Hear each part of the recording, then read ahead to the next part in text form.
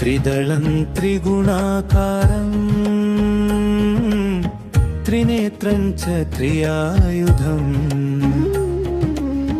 त्रिजन्म पापसंहारम् एकबिल्वं शिवार्पणम् त्रिशाखै बिल्वपत्रैश्च अच्छिद्रैः कोमलैः शुभैः तव पूजां करिष्यामि एकबिल्वं शिवार्पणम्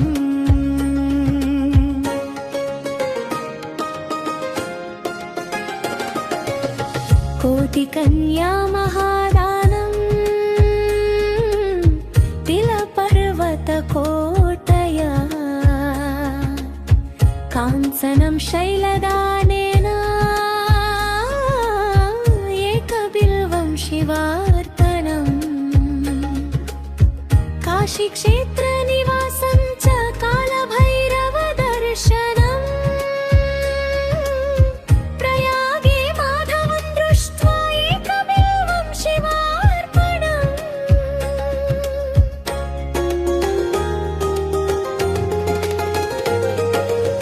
इन्दुवारे व्रतं स्थित्वा निराहारो महेश्वराः नक्तं हंष्यामि देवेश एकबिल्वं शिवार्पणम् रामलिङ्गप्रतिष्ठा च वैवाहिक कृतं तथा तटाकानि च सन्धानम् एकबिल्वं शिवार्पणम् अखण्डबिल्वपत्रं चायुतं शिवपूजनम् कृतं नाम सहस्रेण एकबिल्वं शिवार्पणम् उमया सह देवेश नन्दिवाहनमेव च भस्मलेपन सर्वाङ्गम् एकबिल्वं शिवार्पणम् सालग्रामेषु विप्राणां तटाकं दशकूपयो यत्नकोटि सहस्रस्य एकबिल्वं शिवार्पणम् दन्तिकोटिसहस्रेषु अश्वमेधशतक्रतौ कोटिकन्या महादानम् एकबिल्वं शिवार्पणम् बिल्वाणां दर्शनं पुण्यं स्पर्शनं पापनाशनम् अघोरपापसंहारम् एकबिल्वं शिवार्पणम् सहस्रवेदपाठेषु ब्रह्मस्थापनमुच्यते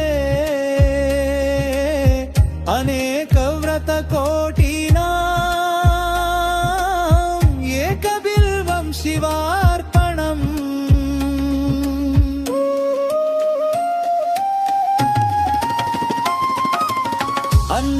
अन्नदानसहस्रेषु सहस्रोपनयनं तथा अनेकजन्मा पापानि एकबिल्वं शिवार्पणम् बिल्वाष्टकमिदं पुण्य यः पठे शिवसन्निधौ शिवलोकमवाप्नोति एकबिल्वं शिवार्पणम् त्रिगलं त्रिगुणाकारं त्रिनेत्रं च त्रियायुधम् त्रिजन्म पापसंहारम् एकबिल्वं शिवार्पितम् त्रिशाखै बिल्वपत्रैश्च अच्छिद्रैः कोमलैः शुभैः तव पूजां दर्श्यामि एकबिल्वं शिवार्पितम्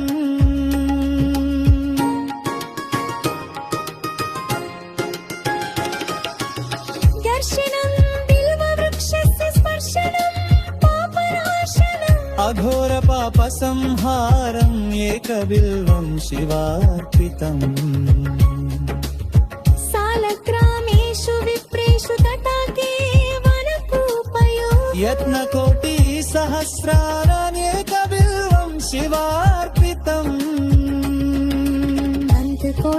सहस्रेषु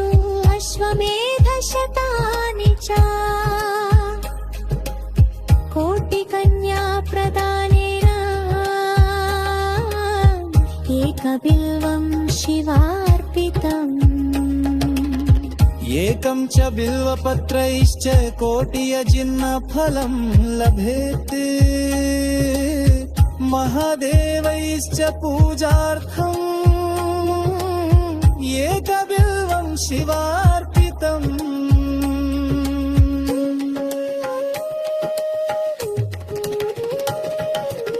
काशीक्षेत्रे निवासं च कालभैरवदर्शनम् प्रयागमे दृष्ट्वा एकबिल्वं शिवार्पितम्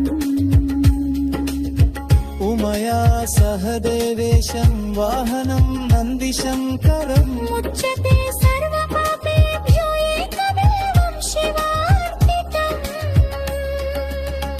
इति श्रीबिल्वाष्टकम्।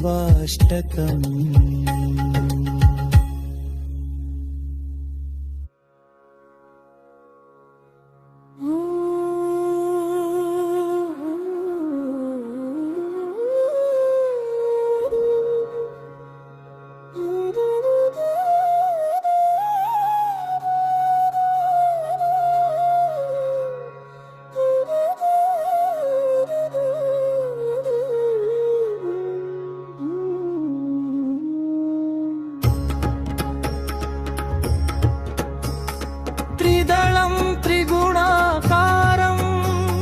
त्रिनेत्रं च त्रियायुधम् त्रिजन्मपापसंहारम् एकबिल्वं शिवार्पणम्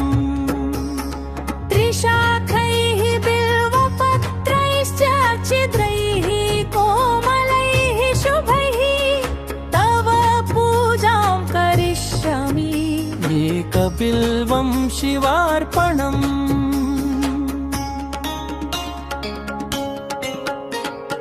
कोटिकन्या महादानं तिलपर्वतकोटयः काञ्चनं शैलदानेन एकबिल्वं शिवार्पणम् काशीक्षेत्रनिवासं च कालभैरवदर्शनम् प्रयागे माधवं दृष्ट्वा एकबिल्वं शिवार्पणम्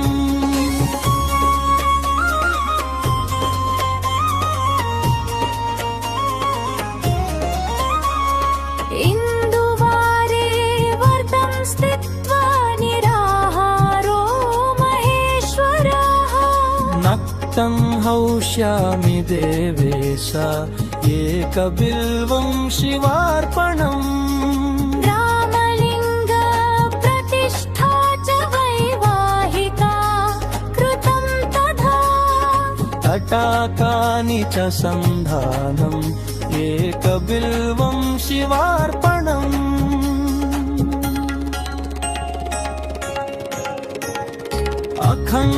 अखण्डबिल्वपत्रं चायुतं शिवपूजनम् कृतं नाम सहस्रेण एकबिल्वं शिवार्पणम् उमया सह देवेश नन्दिवाहनमेव च भस्मलेपन सर्वाङ्गम् एकबिल्वं शिवार्पणम्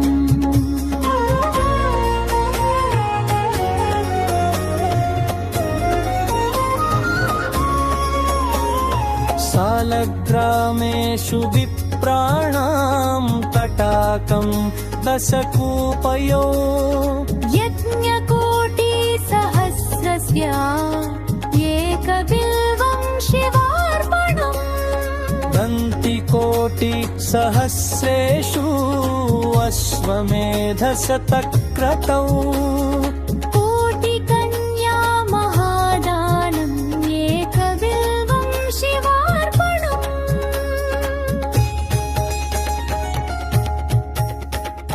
बिल्वाणां दर्शनं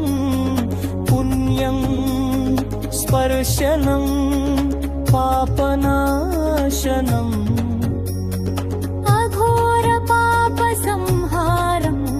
एकबिल्वं शिवार्पणम् सहस्रवेदपाठेषु ब्रह्मस्थापनमुच्यते अनेकव्रतकोटीनाम् एकबिल्वं शिवार्पणम्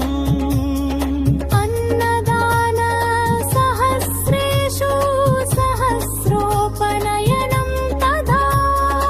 अनेकजन्म पापानि एकबिल्वं शिवार्पणम्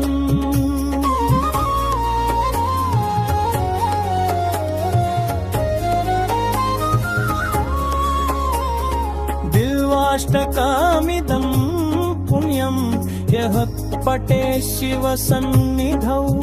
शिवलोकमवाप्नोति एकबिल्वं शिवार्पणम् त्रिदलं त्रिगुणाकारं त्रिनेत्रं च त्रियायुधम्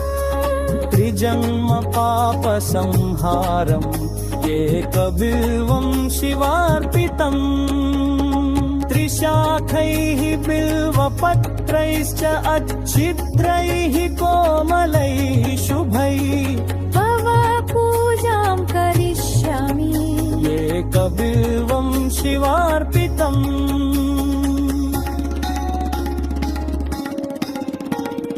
दर्शनं बिल्ववृक्षस्य स्पर्शनं पापनाशनम् अघोरपापसंहारम् एकबिल्वं शिवार्पितम् सालग्रामेषु विप्रेषु तटाके वनकूपयौ यजन्नकोटिसहस्राणाम् एकबिल्वं शिवार्पितम् दन्तिकोटिसहस्रेषु अश्वमेध शतानि च कोटिकन्या प्रदानेन एकबिल्वं शिवार्पितम्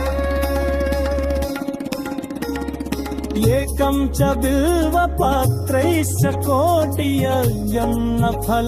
लभेति महादेवैश्च पूजार्थम् एकबिल्वं शिवार्पितम् काशीक्षेत्रे निवासं च कालभैरवदर्शनम् प्रयागमे दृष्ट्वा एकबिल्वं शिवार्पितम्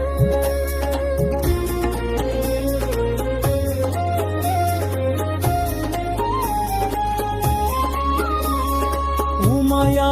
सह देवेशं वाहनं नन्दिशङ्करम्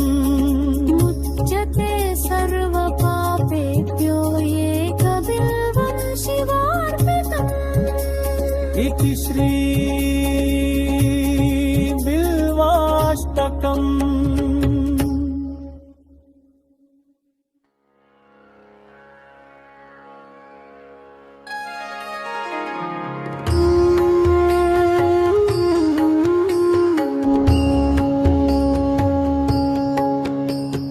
त्रिदलं त्रिगुणाकारं त्रिनेत्रं च त्रियायुधम् त्रिजन्मपापसंहारम् एकबिल्वं शिवार्पणम् त्रिशाखैः बिल्वपत्रैश्च अच्युत्रैः कोमलैः शुभैः तव पूजां करिष्यामि एकबिल्वं शिवार्पणम् कोटिकन्या महादानं तिलपर्वतकोटयः काञ्चनं शैलदानेन एकबिल्वं शिवार्पणम् काशीक्षेत्रनिवासं च कालभैरवदर्शनम् प्रयागे माधवं दृष्ट्वा एकबिल्वं शिवार्पणम्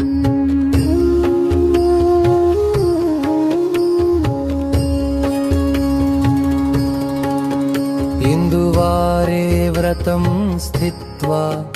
निराहारो महेश्वरा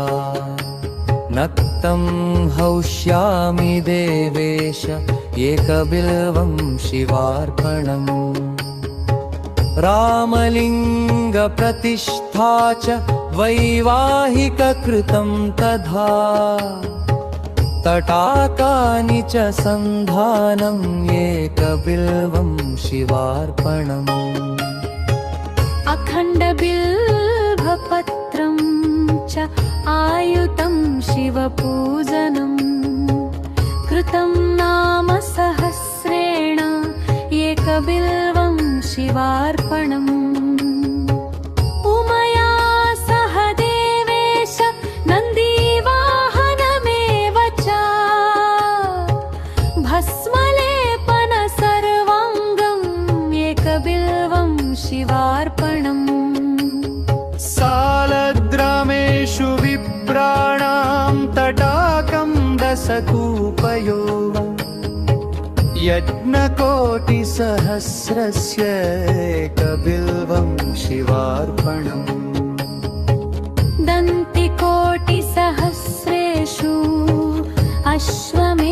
अश्वमेधशतक्रतौ कोटिकन्या महादानम् एकबिल्वं शिवार्पणम् बिल्वाणां दर्शनं पुण्यं स्पर्शनं पापनाशनम् अघोरपापसंहारम् एकबिल्वं शिवार्पणम् सहस्रवेदपाठेषु ब्रह्मस्थापनमुच्यते अनेकव्रतकोटीनाम् एकबिल्वं शिवार्पणम् अन्नदानसहस्रेषु सहस्रोपनयनं तथा अनेकजन्मपापानि एकबिल्वं शिवार्पणम् बिल्वाष्टकमिदं पुण्यं यः पठे शिवसन्निधौ शिवलोकमवाप्नोति एकबिल्वं शिवार्पणम् त्रिदलं त्रिगुणाकारं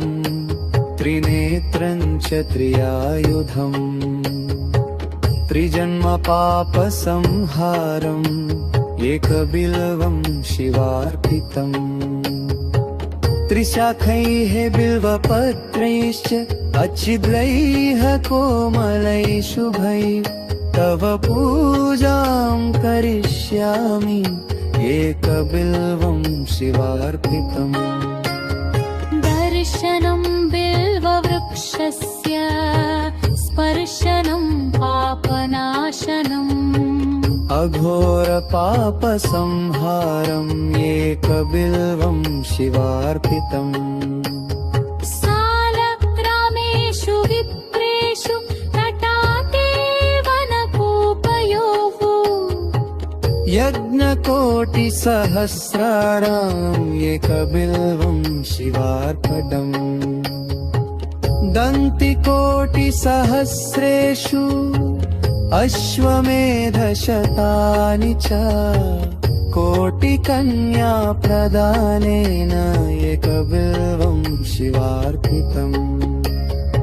एकं च बिल्वपत्रैश्च कोटियजुम्नफलं लभेत् महादेवैश्च पूजार्थम् एकबिल्वं शिवार्पितम् काशीक्षेत्रे निवासं च कालभैरवदर्शनम् गयाप्ययागमे दृष्ट्वा एकबिल्वं शिवार्पितम् उमया सह देवेशं वाहनं नन्दिशङ्करम् मुच्यते सर्वपापेभ्यो एकबिल्वं शिवार्पितम् इति श्रीबिल्वाष्टकम्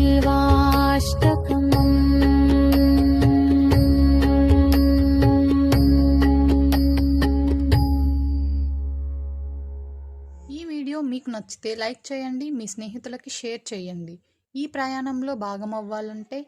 సబ్స్క్రైబ్ చేయండి, బెల్ ఐకాన్ క్లిక్ చేయండి. Thanks for watching.